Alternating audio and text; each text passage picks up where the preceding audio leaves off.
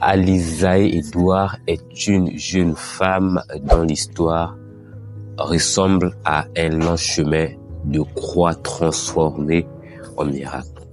Dans cette vidéo, je vais l'appeler Al pour être un peu plus clair.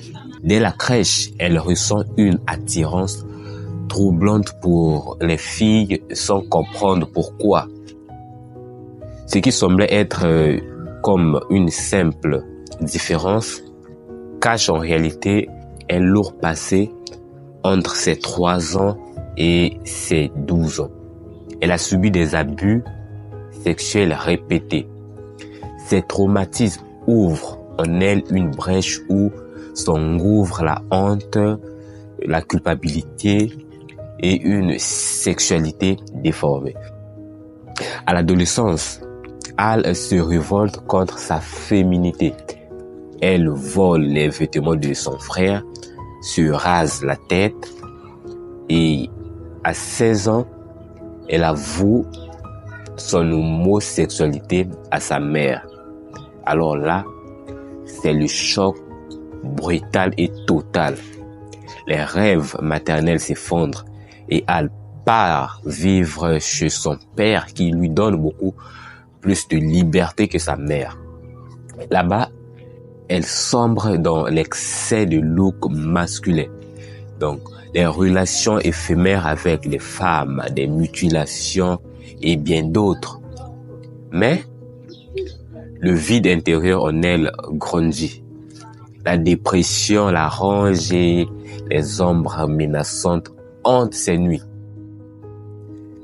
Une fois, une silhouette démoniaque de 2 mètres apparaît dans sa chambre, figée devant sa porte. En réalité, c'est le mal qui la traque. Alors pourtant, une lumière persiste. À l'hôpital psychiatrique, après une tentative un inconnu lui lit la Bible. Plus tard, elle commence à avoir des rêves mystérieux qui la bouleversent totalement. Donc, un homme lumineux l'enlace, effaçant sa douleur. Un autre la montre enceinte, mariée à un homme. Alors, ces visions la troublent intérieurement. Une nuit, finalement, épuisée par les attaques spirituelles, Al crie vers Jésus. Prends cette homosexualité. Je ne veux plus mourir.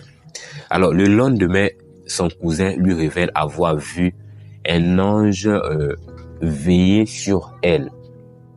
Peu à peu, les chaînes se brisent. Les démons en elle disparaissent et les désirs compulsifs s'estompent.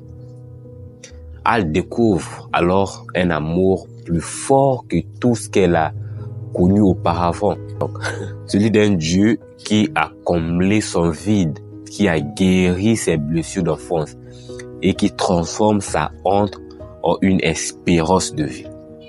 Alors aujourd'hui, son témoignage n'est pas un jugement, mais c'est un rappel que personne n'est trop perdu pour être aimé et pour être sauvé. Ce n'est pas la religion qui l'a sauvé, si on peut bien comprendre, mais c'est une grâce offerte à nous tous. Si Al, la fille brisée, trahie, au bord a trouvé la paix, alors personne n'est sans espoir. Aujourd'hui, elle accompagne des survivantes d'abus. Elle prie chaque matin pour ceux qui doutent encore. Alors, si toi aussi, tu traverses cette même situation, tu n'arrives pas, tu as un péché quelconque que tu n'arrives pas à laisser, mets ta confiance en Dieu, il va te sauver. On se retrouve pour la prochaine vidéo. Ciao. Sont régnés dans nos cœurs. Élevez vos voix, frappez des mains. Jésus-Christ est vivant. Des nations jusqu'aux anges, tout genou s'abaissera devant lui. Les aveugles voient, les captifs sont libres, les montagnes s'écrivoient, l'esprit souffle comme un vent puissant, raconter son histoire.